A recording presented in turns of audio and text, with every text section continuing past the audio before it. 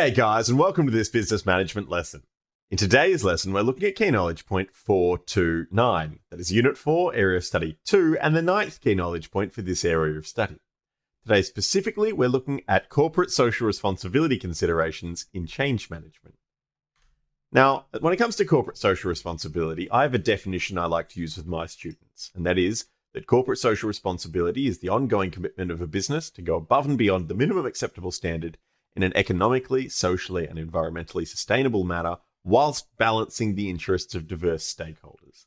It's that last part, the balancing interests of diverse stakeholders, that has the biggest impact on this key knowledge point. Corporate social responsibility in change management ties in very nicely with the previous key knowledge point we looked at, which is all about the impact of change on stakeholders.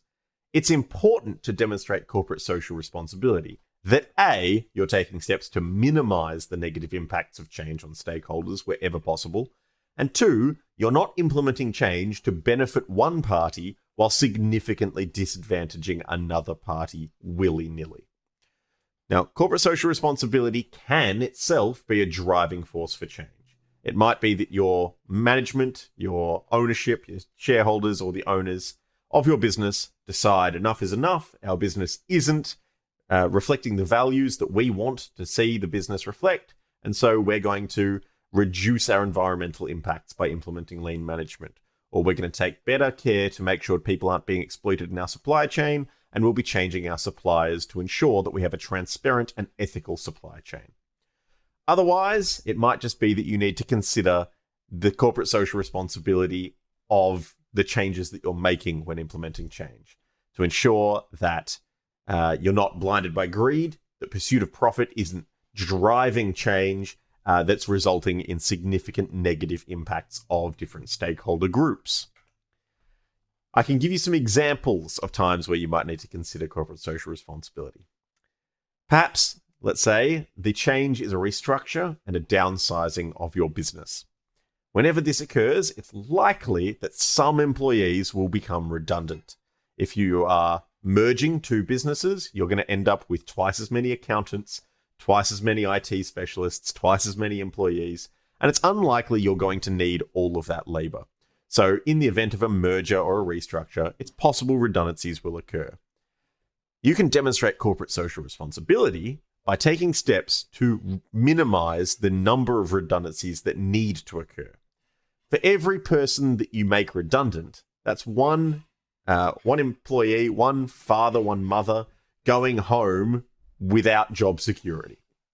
If you can redeploy your resources, or you can find ways to retain some of those staff and reduce the number of people you're making unemployed, you've demonstrated your corporate social responsibility. And for those that you are making redundant, for those who will be losing their job security and their employment in your business, implementing strategies like paying for training in interviewing skills, paying for resume writing courses, giving them time off to attend interviews, or even providing references and perhaps even contact with competitors or other businesses that might be able to take on those employees are ways you can demonstrate your social responsibility in care for those employees. When it comes to dealing with suppliers, there are corporate social responsibility considerations at play too.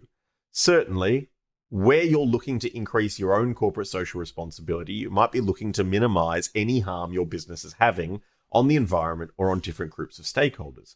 And it's quite possible that the supply chain through which your inputs arrive to you involves exploitation of individuals if you're not taking care. Certainly, there are a number of industries that even today still use child labor or indentured servitude in their supply chains.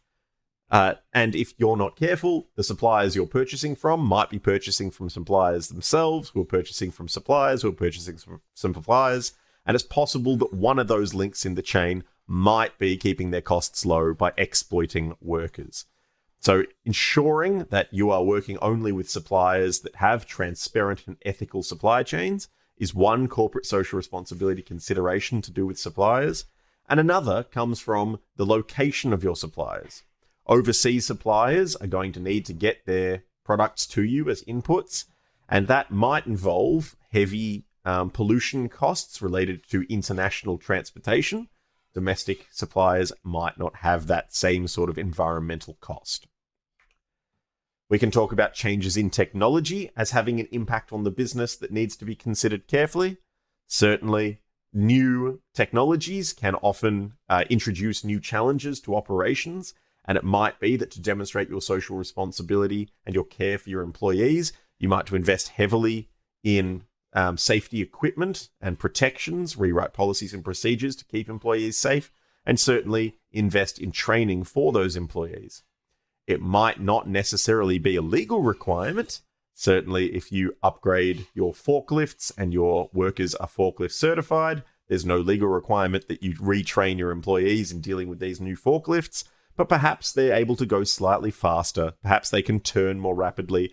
And to ensure that your employees are safe, you invest in a new training program to refamiliarize your employees with best practice around management of forklift protocol so that you can ensure your employees aren't going to be taking unnecessary or unforeseen risks and they are as safe as can possibly be.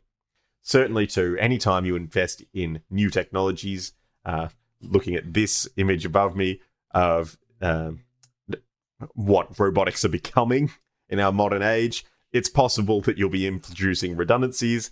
If robots can do the job of humans, then you might not need the human labor anymore. And once again, we go back to the first point, you might reconsider how you can redeploy your human labor or best equip them to find employment if you are going to make them redundant. Certainly, too, one of the stakeholders we need to consider is our impact on the environment. And changes implemented in your business that will increase your productivity or increase the amount of resources that go into each element that comes out of your operation system is going to have an impact on the environment because it will take up more resources. And anytime you're using more resources, you're contributing to greater environmental degradation. Certainly, if you're producing waste or producing outputs, you're using resources that have come from the environment. So, anytime you can limit the negative impacts you have on the environment, taking advantage of the opportunities to do that is going to be evidence of your corporate social responsibility. Wastage is probably doubly bad for the environment. It uses up resources and that waste has to go back into the environment in some way, whether it's just added to landfill or it ends up as pollution. So limiting wastage is one way you can demonstrate corporate social responsibility if you are doing it from a lens of trying to minimize your environmental impacts. And certainly just the utilization of resources full stop. If you can use recycled resources or if you can minimize the amount of resources you need, you'll be making less of an impact on the environment by using less resources. In summary for this key knowledge point, corporate social responsibility is the ongoing commitment of a business to operate above and beyond the minimum acceptable standards in an economically, socially, and environmentally sustainable manner, whilst balancing the interests of diverse stakeholders. In many cases, change that you'll be presented with will be in pursuit of profit or in pursuit of reducing costs. Greed is a powerful force, particularly in a capitalist society like ours, and businesses that operate in a capitalist society are often driven to be as profitable as possible. And it is possible for a short-sighted manager to lose sight of the fact that changes they'll implement in pursuit of profit will have flow-on effects to employees, to competitors, to the environment. And if we're going to demonstrate corporate social responsibility, we need to balance the interests of diverse stakeholders. We need to be making changes that don't exploit one group of stakeholders for the benefit of another.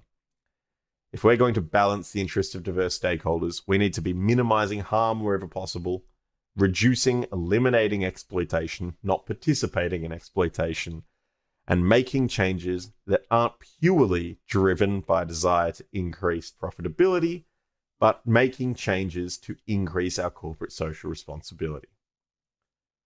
That's all for today. See you next time.